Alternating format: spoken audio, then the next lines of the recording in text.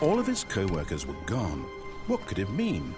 Stanley decided to go to the meeting room. Perhaps he had simply missed a memo.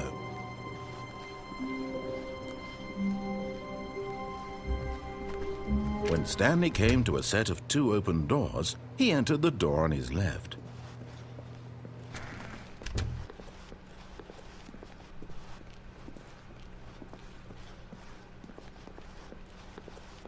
Yet there was not a single person here either.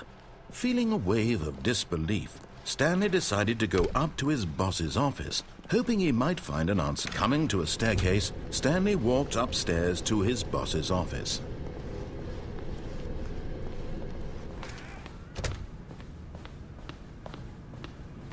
Stepping into his manager's office, Stanley was once again stunned to discover not an indication of any human life.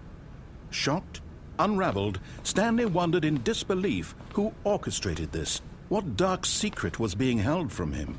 What he could not have known was that the keypad behind the boss's desk guarded the terrible truth that his boss had been keeping from him. And so the boss had assigned it an extra secret PIN number, 2845. But of course, Stanley couldn't possibly have known this. Yet incredibly, by simply pushing random buttons on the keypad, Stanley happened to input the correct code by sheer luck. Amazing. He stepped into the newly opened passageway.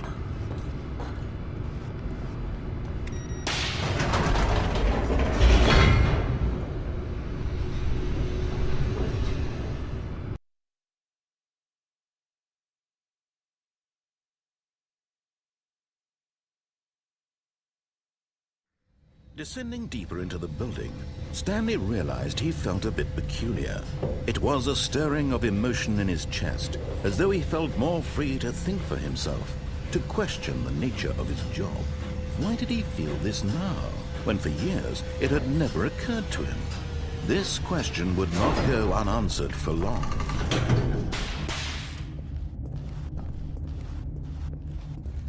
Stanley walked straight ahead through the large door that read Mind Control Facility.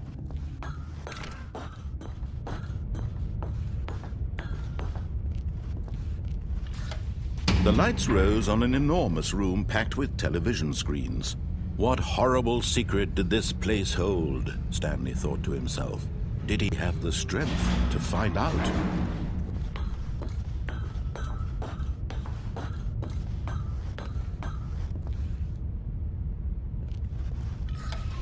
Now the monitors jumped to life, their true nature revealed.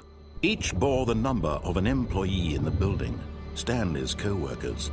The lives of so many individuals reduced to images on a screen, and Stanley, one of them, eternally monitored in this place where freedom meant nothing.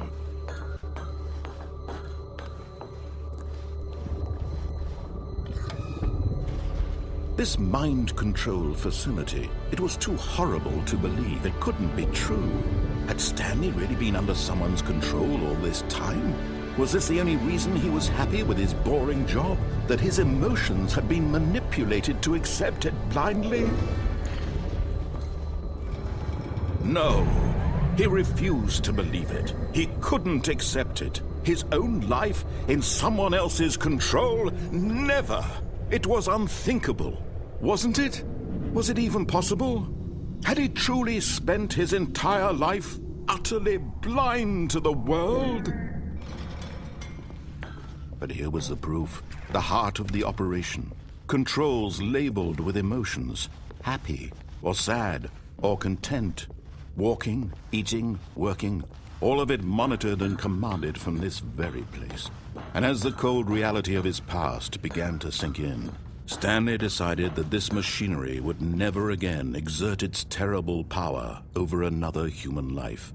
For he would dismantle the controls once and for all.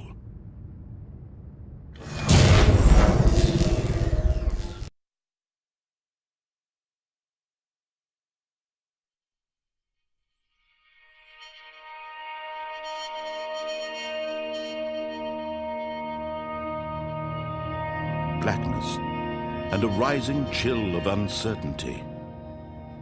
Was it over?